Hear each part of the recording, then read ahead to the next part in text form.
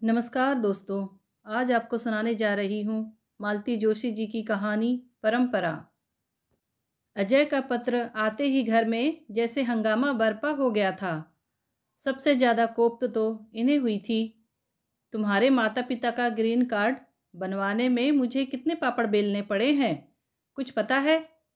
पूरे साल भर की छुट्टियाँ बर्बाद हो गई थी। पैसे का तो खैर कोई हिसाब ही नहीं है।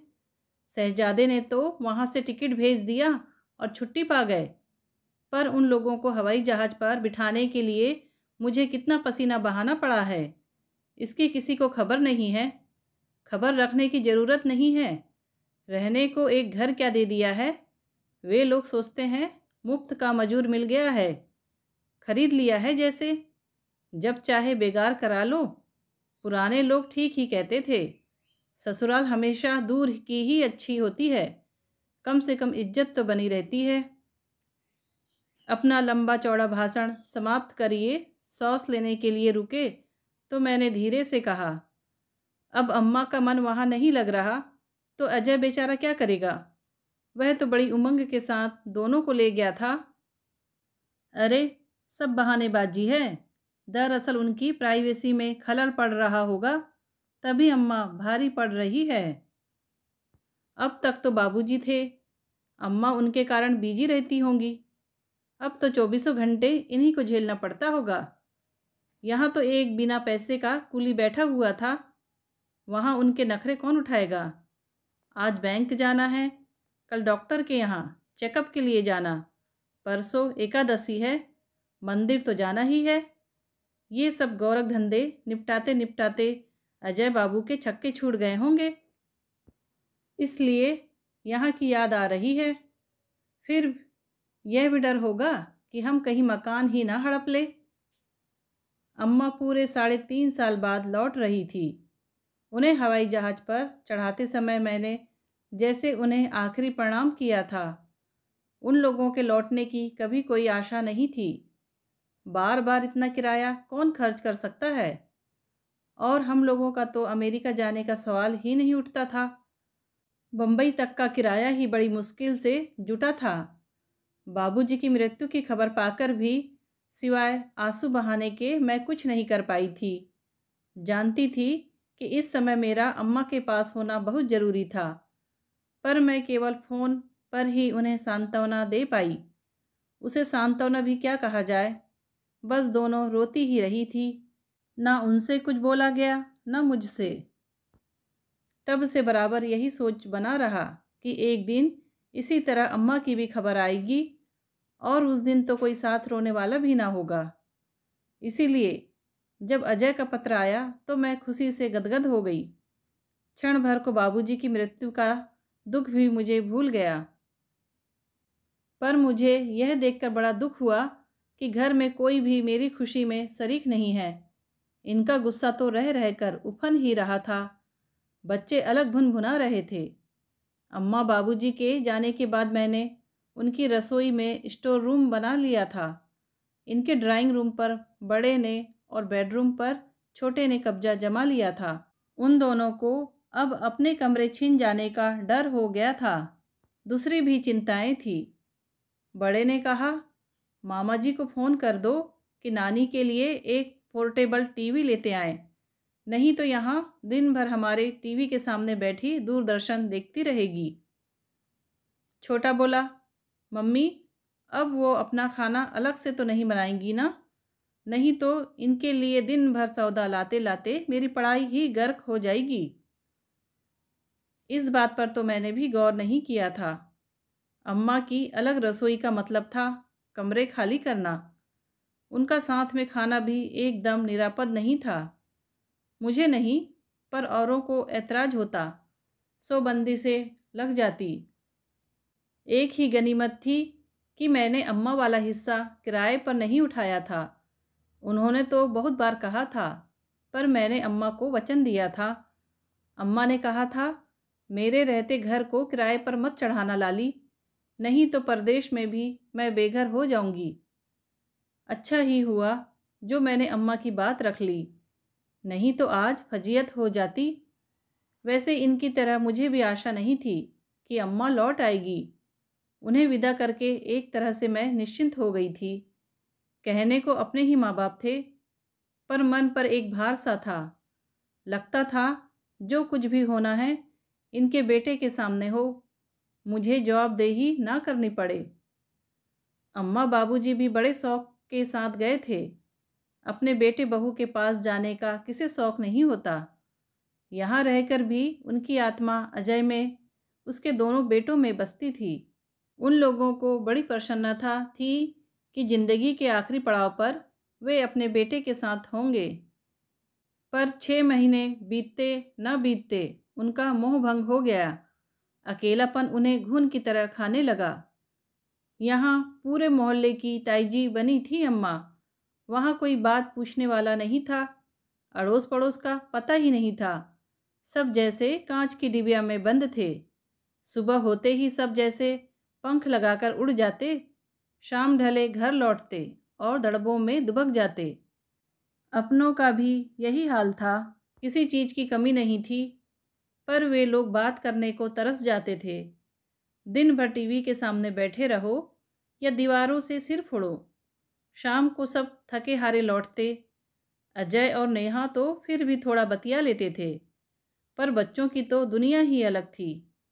बाबूजी फिर भी थोड़ा बोल लेते थे, पर अम्मा तो उतनी अंग्रेजी भी नहीं जानती थी। बस हाय हेलो तक का ही रिश्ता था। कोई ना मिले तो अम्मा मेहरी से घंटों गप्पे लड़ा सकती है, पर परदेश में तो उसकी भी सुविधा नहीं है। इस संवादहीनता से अम्मा बहुत जल्दी ऊब गई और उनका मन अपने चिर परिचित माहौल के लिए छटपटाने लगा। बाबूजी के पत्रों से मुझे अम्मा की इस अकुलाहट का पता चलता। उस जमाने की 8वीं पास है अम्मा, पर चिट्ठी पत्री हमेशा बाबूजी से ही लिखवाती रही। बाबूजी का आखिरी पत्र बड़ा ही हृदय स्पर्शी था। बिटिया, पिछले 35 सालों से दमे से जूझ रहा हूँ। हर बार सर्दी के मौसम में ऐसा लगता है कि बस अब बुलावा आ ही गया है, पर तुम्हारी अम्मा हर बार मुझे यम के दौर से लौटा लाती है। यह उसी के पुण्यों का फल है कि अब तक सांस ले रहा हूँ। पर इधर जानलेवा ठंड के सामने लगता है कि वह भी हार जाएगी। बाबूजी के हर पत्र में मैंने अम्मा के अकेलेपन को महसूस किया था। बाबूजी की मृत्यु की ओर बढ़ते कदमों की आहट पा ली थी, लेकिन किसी दिन मेरी हिम्मत नहीं हुई कि उन्हें वापस बुला लूं। पैसा तो खैर अजय का ही खर्च होना था, पर उसके लिए मेरा 2 पंक्तियों का निमंत्रण भी जरूरी था। पर मैं मौन बनी रही।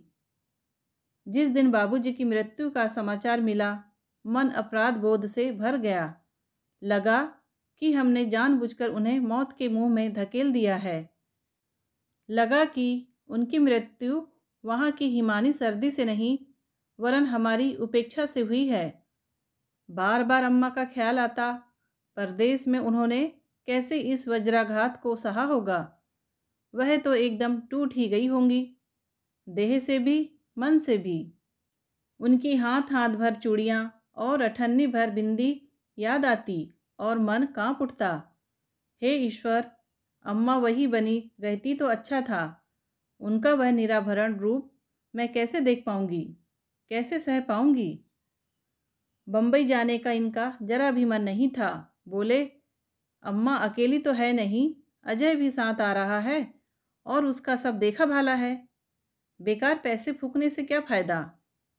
पर मैंने ही उन्हें ठेल ठाल भेज दिया।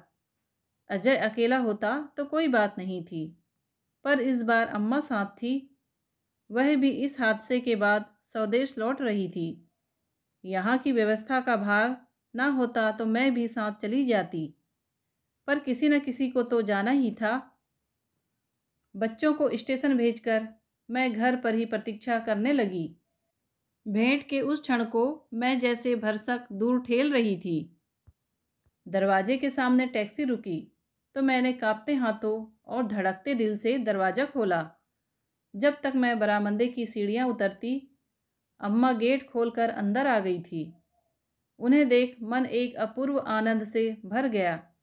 बाबूजी साथ नहीं थे, पर लगा कि पिछली टैक्सी से जैसे आ ही रहे हैं।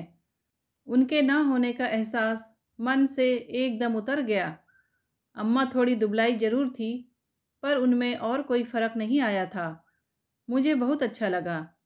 अच्छा ही हुआ कि यह दुर्घटना विदेश में घटी, नहीं तो यहाँ तो घर में इतने सारे लोग थे, इतना सारा काम था कि अम्मा के गले लगकर ठीक से रो भी ना पाई। इतने दिनों में शायद अम्मा के भी आंसू सूख गए थे, लेकिन यह मेरा भ्रम था। दोपहर को जरा सा एकांत और फुर्सत मिलते ही उनका बांध टूट गया। आंखें गंगा जमुना की तरह बह निकली। सिसकियों के बीच उन्होंने बाबूजी के अंतिम क्षणों का वर्णन किया। यह भी बताया कि कैसे वे अपनी मिट्टी के लिए, बच्चों के लिए तड़प रहे थे। फिर अम्मा ने उनकी अंतिम इच्छा के बारे में बताया। बाबूजी ने अजय से कहा था कि अम्मा उनके जाने के बाद भी वैसी ही बनी रहेगी। उनकी वेशभूषा में कोई परिवर्तन नहीं होगा। यह बात सुनकर मेरा मन अपने दिवंगत पिता के प्रति श्रद्धा से भर उठा। अम्मा ने उनकी दीर्घायु के लिए कितने व्रत अनुष्ठान किए थे, उनकी कितनी सेवा शुश्रूषा की थी, अच्छे बुरे वक्त में कैसा साथ दिया था, इसे उनसे बेहतर कौन जान सकता था। और अम्मा की तपस्या का प्रतिदान इससे अच्छा क्या हो सकता था।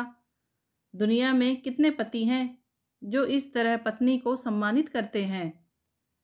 दूसरे दिन से मिलने वालों का तांता शुरू हो गया। जैसा कि मुझे अनुमान था, अम्मा को देखते ही महिला मंडल का सांत्वना का भाव तिरोहित हो जाता। सबकी आंखों में एक प्रश्न उभर कर आता। फिर मैं दबे स्वर में सबको बाबूजी की अंतिम इच्छा के बारे में बताती। तब कुछ आंखें आदर से और कुछ आंखें विस्मय से भर उठती। बाहर जाकर शायद वे उपहास भी करती हो, पर यहाँ से तो बड़ी शालीनता से ही विदा होती थी। कई बार अम्मा विचलित हो जाती तो मैं कहती, अम्मा तुम अपने पति की इच्छा का पालन ही कर रही हो और यह कोई पाप नहीं है। 3-4 दिन इसी गहमा गहमी में बीत गए। फिर संवेदनाओं का ज्वार कुछ थमने लगा। अम्मा भी कुछ प्रकृतिस्थ हो चली। वे पहले की तरह मेहरी से, जमादारिन से, पड़ोस की काकी से बतियाने लगी। फुर्सत मिलते ही अपने बक्से में बंद गृहस्थी खोलने का मन बनाने लगी। पर अजय मुझे कुछ अनमना सा लगा। इस बार उसके पास ज़्यादा छुट्टियां नहीं थी। मैंने कहा, अजय 2-4 दिन के लिए बरेली जाना हो तो हो आओ। वे लोग राह देख रहे होंगे। वैसे कायदे से इस बार उन्हें यहाँ आना चाहिए। दीदी, वे लोग कल सुबह यहाँ आ रहे हैं। अच्छा, मुझे तो किसी ने बताया ही नहीं। और किसी को चाहे न बताता, पर तुम्हें तो बताना ही था। दरअसल मैं बहुत परेशान हो गए हो, यही ना। भला इसमें ऐसी परेशान होने वाली क्या बात है। मोहित का कमरा खाली करवाए देती हूँ। इत्मीनान रखो, तुम्हारे ससुराल वालों को किसी प्रकार की असुविधा नहीं होने दूंगी। असुविधा का तो कोई प्रश्न ही नहीं है। वे लोग शायद शाम की गाड़ी से चले ही जाएं। तो खाने के लिए परेशान हो, मैं पड़ोस की काकी से कह दूंगी। वैसे मेरे यहाँ खाने में भी कोई हर्ज नहीं है। खाने पीने का कोई झंझट नहीं है, यही खा लेंगे।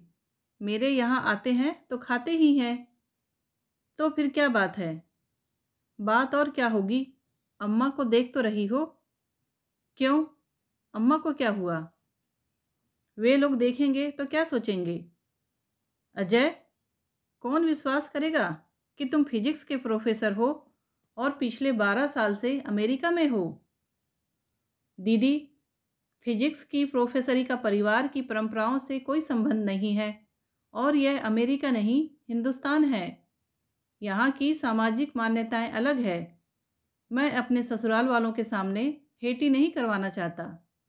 नेहा भी इसी बात से परेशान थी। मैं विस्मय से उसे देखती रह गई। ऐसे क्यों देख रही हो। सोच रही हूँ, क्या सचमुच तुम्हें अपने परिवार की परंपराएं याद हैं? सामाजिक मर्यादाओं का भान है? तो भाई मेरे, इस घर की परंपराएं तो उसी दिन टूट गई थी जिस दिन तुमने यहाँ पहला अंडा फोड़ा था। इस परिवार की मर्यादा तो उसी दिन भंग हो गई थी जब बरेली वालों की बिटिया जीन्स पहनकर हवाई जहाज से उतरी थी। तुम्हें मालूम है, इस घर की बहुएं बुजुर्गों के सामने कभी खुले सिर नहीं निकलती थी, पर नेहा ने तो जैसे सारी मान्यताएं ही ताक पर रख दी थी। उतनी बेपर्दगी तो कभी इस घर की लड़कियों ने भी नहीं की। उसके खुले गले वाले गाउन और बिना बाहों के ब्लाउज देखकर तो बाबूजी भी शर्म से मुंह फेर लेते थे। तुम्हें मालूम है, इस घर की बहुएं हमेशा सबसे पहले जागती थी, सबको खिलाकर खाती थी, उसके बाद सोती थी। इस घर की बहुओं ने कभी बड़ों का नाम नहीं लिया, पति का नाम लेने का तो सवाल ही नहीं उठता। तुम्हें बरेली वालों की बड़ी फिक्र हो रही है। बताओ, उनकी बिटिया ने इनमें से किन परंपराओं का पालन किया है, या कि सारी परंपराओं का ठेका अम्मा ने ही ले रखा है? मेरी बमबारी से वह थोड़ी देर के लिए हतप्रभ हो गया, फिर धीरे से बोला, मेरे ससुराल वालों की बात जाने दो, वे तो एक दिन के लिए आएंगे और चले जाएंगे, पर अपने ससुराल वालों का तो ख्याल करोगी कि नहीं? क्या मतलब? जीजाजी भी खुश नहीं हैं, मुझसे कह रहे थे कि तुम अमेरिका क्या चले गए, तुम्हारा तो पूरा कुनबा ही साहब हो गया। मैं तो सन्ने रह गई, शर्म से गुस्से से भीतर तक लाल हो आई। अपने पति के स्वभाव से, आदतों से मैं परिचित थी। अजय के लिए, अम्मा बाबूजी के लिए उन्होंने कभी कोई अच्छी बातें नहीं कही, हमेशा व्यंग्य या उपहास ही किया, पर मैंने कभी उन पर ज़्यादा ध्यान नहीं दिया। जानती थी कि यह उनका हीन बोध है, जीवन में स्वयं तो कुछ बन नहीं सके, इसीलिए शायद दूसरों की प्रगति भी वे सह नहीं सकते। पर अम्मा के लिए ऐसी टिप्पणी, यह तो हद है। वे घर पर होते तो उनका पता नहीं मैं क्या कर डालती। इस समय तो सिर्फ दांत पीस कर रह गई। मेरी उस मन स्थिति को भांपकर अजय वहां से खिसकने की सोच ही रहा था कि पीछे से आवाज आई, अजय बेटा, अब तो खुश होना। हम दोनों ने एक साथ मुड़कर देखा। कमरे के दरवाजे पर अम्मा खड़ी थी। उन्हें देखकर मेरी तो चीख निकल गई। अम्मा, यह तुमने क्या किया? मैंने बिलक कर कहा। ठीक ही तो किया बेटी, वह तो सॉन्ग था, कितने दिन चलता? वह सॉन्ग नहीं था अम्मा, बाबूजी की आखिरी इच्छा थी, वसीयत थी उनकी। इस नालायक के लिए तुम बाबूजी की आत्मा का भी अपमान करोगी? अम्मा ने मुझे अंक में भर लिया, बोली, तेरे बाबूजी तो भाग्यवान थे लाली, जल्दी छुट्टी पा गए, पर मुझे पता नहीं अभी कितना जीना है, और वह इन्हीं लोगों के साथ जीना है। इन्हें नाराज करके मैं कहाँ जाऊंगी? मैं एकदम बिफर गई। इन लोगों की नाराजगी की परवाह तुम क्यों करती हो अम्मा? तुम किसी की आश्रित नहीं हो, अपनी छत के नीचे खड़ी हो, अपना खाती पहनती हो, किसी के 5 पैसे की मोहताज नहीं हो। तुम अपनी मनमर्जी के मुताबिक रहोगी। ये लोग रोक टोक करने वाले होते कौन हैं? अम्मा एक फीकी सी हंसी हंस दी। अपनी मनमर्जी क्या होती है, यह तो कभी जाना नहीं बेटी। बचपन में अपने बाबूजी की कही करते रहे, शादी के बाद तुम्हारे बाबूजी की कमान में रहे, उनकी हर बात सर माथे ली। ये सधवा का रूप भी धरा था, सो उन्हीं की आज्ञा थी, नहीं तो मेरी क्या बिसात थी। उनके बाद अब अजय बाबू ही घर के मालिक हैं, उनका कहा तो मानना ही होगा ना। चौथा फन में बेटे से बिगाड़ करके मेरा क्या बनेगा? अंत में आग पानी तो उसी को देना है। मेरे सारे तर्क हार गए थे। अम्मा ने कितने नपे तुले शब्दों में नारी जीवन को परिभाषित कर दिया था। उसका कोई स्वतंत्र अस्तित्व ही नहीं है, वह हमेशा से पुरुष के अधीन रही है, चाहे वह पिता हो पति हो या बेटा, यही उसकी नियति है, यही त्रासदी है और यही परंपरा है। दोस्तों, कहानी पसंद आई हो तो प्लीज़ लाइक, शेयर और सब्सक्राइब ज़रूर कीजिए। कहानी सुनने के लिए